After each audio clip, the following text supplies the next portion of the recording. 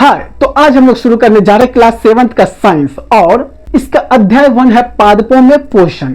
इससे पहले हम लोगों ने 15 प्रश्नों के उत्तर कर लिए हैं। जिसने भी वो वीडियो नहीं देखा है जाकर देखना, प्लेलिस्ट में मिल जाएगा। और आज का वीडियो तुम लोग देखो, कंटिन्यू रहो। इससे पहले मैं यही बोलूंगा कि तुम लोग कॉपी कलम साथ में लेके बैठना और आज के आज ये सारे के सारे प्रश्न 16 से प्रश्न 20 हम लोग करने वाले हैं। पूरा प्रश्न उत्तर लिख लेना। इससे ये होगा कि बाद में जो है ना आराम से रिवीजन कर लोगे। अभी समझे रहोगे, आराम से एक बार देखोगे वो याद हो जाएगा।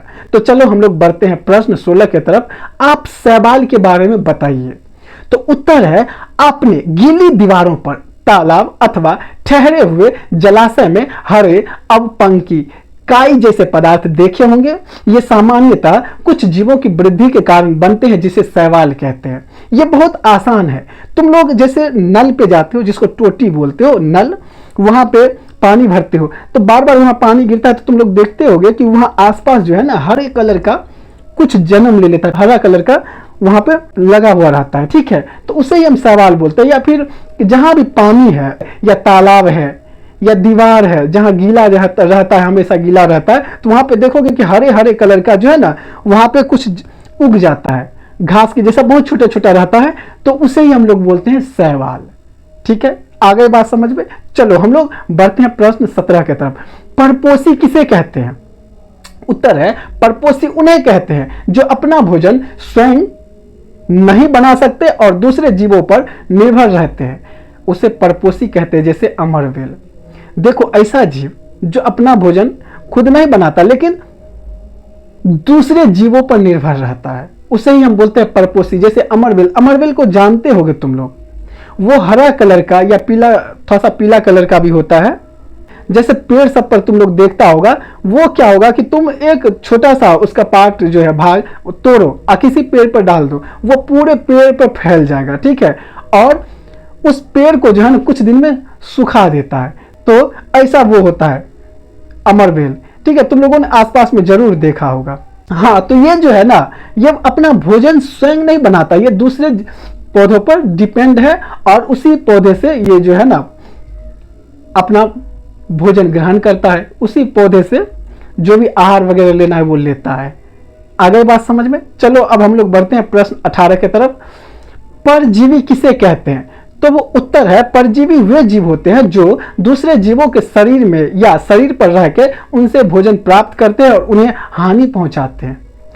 परजीवी बोलता है उन जीवों को कहते हैं जो दूसरे जीवों के शरीर में या शरीर पर रह के उनसे भोजन प्राप्त करता है और क्या करता है कि उसको हानि पहुंचाता है, उसे ही हम बोलते हैं परजीवी। जैसे जू वगैरह हुआ, दूसरों जीवों के शरीर पर रहता है और फिर उससे ही भोजन प्राप्त करता है। ठीक है, तो उसे क्या बोलते हैं?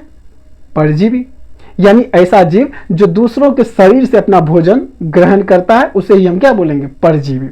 प्रश्न 19 है, कीट भक्षी पादप किसे कहते हैं? तो उत्तर है, कीटों का भक्षण करने वाले पादप कीट भक्षी पादप कहलाते हैं।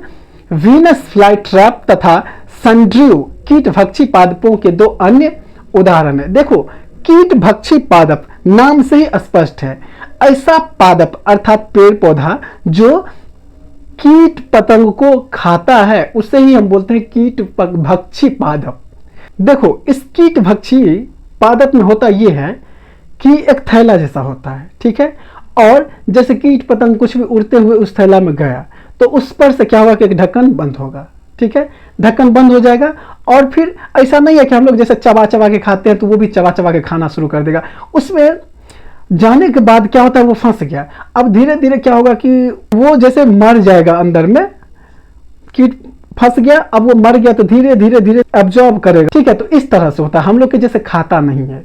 तो चलो अब हम लोग बढ़ते हैं प्रश्न 20 के तरफ। कवक या फंजाई किसे कहते हैं? तो उत्तर है, कवक या फंजाई ऐसे सूक्ष्म जीव होते हैं जो ना तो पौधे होते हैं और ना ही जानवर, जो मृत या जीवित पदार्थों पर निर्भर होकर भोजन प्राप्त करते हैं और उनमें क्लोरोफिल नहीं होता।